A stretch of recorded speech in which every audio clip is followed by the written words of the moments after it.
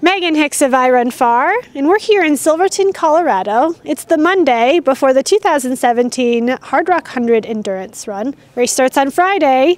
I'm here with three-time Hardrock champion, six-time finisher, Darcy Piceu. Hi. Hi. How are you doing? I'm good. Yeah.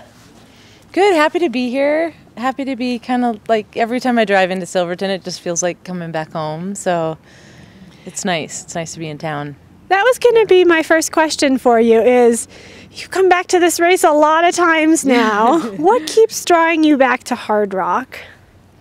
Just these mountains, really? Yeah. Just look around. Yeah, exactly. The San Juans, this community, the people. It's, you know, I think I've said it time and time again. Every time I come back, it's like a little reunion, and there's just something different about Hardrock, and really, it's just being out in these mountains and kissing that rock at the end. You know, giving that rock a big old smacker. Yeah, exactly.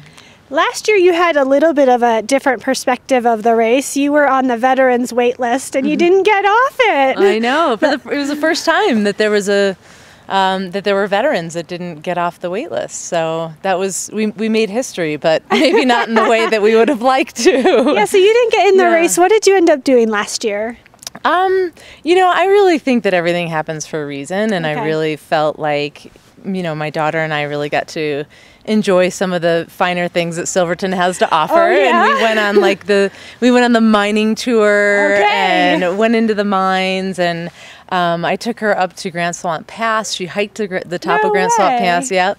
She saw Island Lake, and it was just, you know, everything, like, everything happens for a reason. And it was like, we really got to have some good, fun times out here. And we did a bunch of really cool hikes, and she got to kind of really see why I love this place and this race. So that was really fun. And she might have said something in the last couple days. It's been in the last couple of weeks, which she said, I'm going to race Hardrock someday, Mom. So that was shocking for me, because she's not really one that has taken to running at all, which I'm fine with. But then she said, I'm going to run Hardrock. And so I was like, okay, great, I'll pace you. and then she said, yeah, you're going to be like walking behind me with a cane, Mom. You're not going to be able to pace me. You'll be old. Exactly. So I don't know.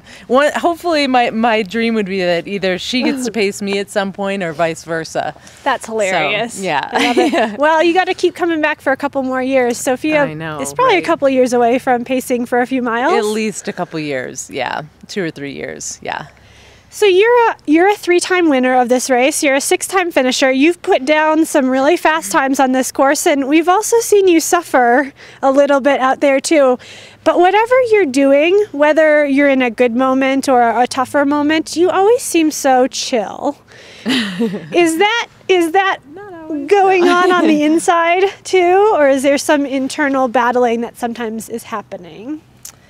Yeah, I think that for sure there's internal battling that happens out there on the course, and you know, sometimes your mind starts to, you know, come into play and ask those questions like, what am I doing? This is crazy. Why am I out here? Things like that. But I think maybe what people see oftentimes is like coming into aid stations. I really try and make it a point to sort of put that, you know, if I'm really struggling, I try to like come in with a good attitude, because it's like, these are family and friends that are here to help and support. And so I just try to like at least have a smile on my face, even if I'm suffering, and like, you know, and it always, you know, it always boosts your mood too when you see your crew or your pacers or whatever it is in those aid stations, and that's always a, you know, a morale booster. And so I try to focus on that when I go into the aid stations. And but yeah, you know, yeah, of course, you know, I think like everybody else, it's, you know, you have your ups and you have your downs.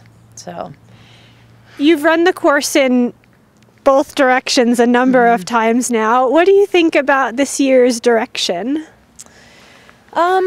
It doesn't really matter to me. It's just kind of... Some people it does. They have a preference, don't they? I guess. I don't really have a preference. I think this direction for me, it's a little, I sort of have some like goals of places where I'd like to get to at certain points of the day kind of thing. Okay. I have sort of like that gauge in my head, and the long dirt roads going in this direction are sort of that gradual uphill. And so my goal in this direction is always like, okay, if I can run or try and run those as much, as much of the roads as I can.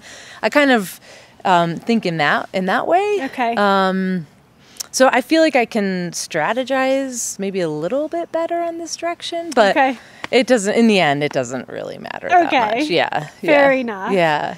I think the women's race this year is really interesting. In my opinion, there are 4 women who can win and 4 women who race with totally different styles.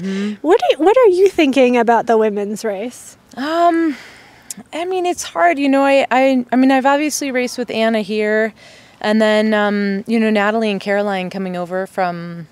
Is Caroline from France? Both from France. Friendship. Yeah.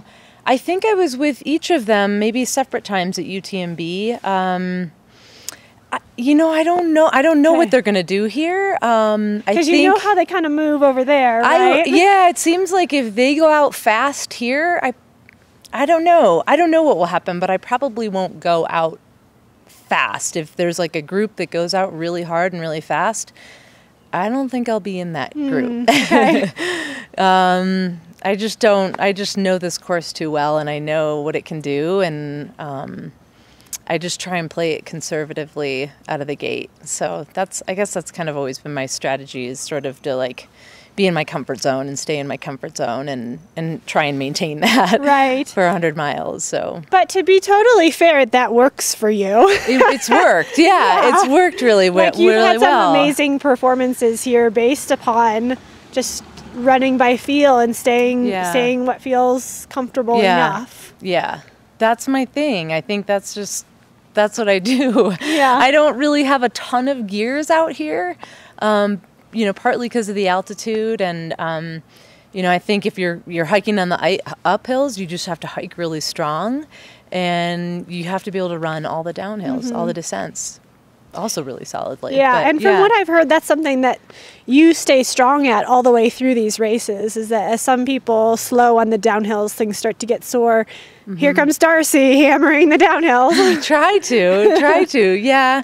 I've had some knee pain over the last couple years that, is sort of a not new thing for me, but it definitely, I guess it has made me a little bit more conservative on the downhills, I think. But I'm, fingers crossed that it doesn't impact me too much on Friday. Everything keeps themselves together. Yeah, exactly.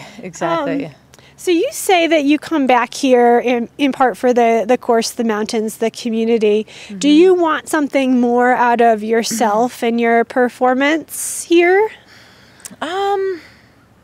It's hard to say at this point. I mean, going into the 7th year now, and I feel like I've had some really great races, and I don't know. I mean, I believe anything's possible, of course. I went under 20, and you have to have those thoughts like, maybe I can, drop more time or something like that. I'd like to hope that I could do, even faster times. Yeah. But I've been pretty consistent in each direction. So I'm kind of like, you kind of have your windows, don't you? I do here. So I'm, and I think maybe Friday we're seeing that it's going to be wet, and I think the weather is probably going to have some impact on how this race pans out. For sure. Sure. Yeah. So your answer is kind of a little bit of a hedged bet. Like, I'd like to, but it is what it is, kind of out here at Hardrock, or? Kind of, yeah. Okay. Yeah. I mean, like I said, I'd really like to run as much of Camp Bird Road as I can before it gets dark. Okay. That's always like my thought, is like, if I can run, I don't know if I can get to Governor's Basin before it gets dark, but that would be like, yay, I made it before dark. But anything can happen, and you sort of have your ideals, And then at the start of the race, it just all kind of, you throw it all out the window and, yeah, pray for the best. Becomes more of a managing in the moment rather than looking Totally. 20 miles down the trail. Yeah, exactly. You've had some pretty amazing crewing and pacing teams with you over the years. Who's on your team this year? Gina Lucrezi, who, Trail Sisters and all of that. She and her boyfriend, Justin Patrick Keller, are going to be crewing. And then Catherine Atays is here, and she is going to be hanging with Sophia, awesome. Which, is so amazing. Perfect. And that's it, basically. And are you going? No pacers. No pacers.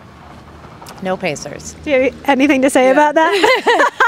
I've been thinking about it for a few years now. Okay. And I kind of came out last year thinking, well, if I get in, I'm definitely going solo. And so... Because that was going to be like a last minute thing. Totally. Yeah. And so this year, I'm like, I've been really wanting to do it. And so I'm going to do it. Is this going to be your first 100-miler pacerless? Oh, no. I've done lots of 100-milers pacerless, but just not Hardrock. Got it. Yeah. Okay. But I'm like, I think I know this course pretty well. Well, if I don't, I'm in trouble. But I feel comfortable out there. I feel confident.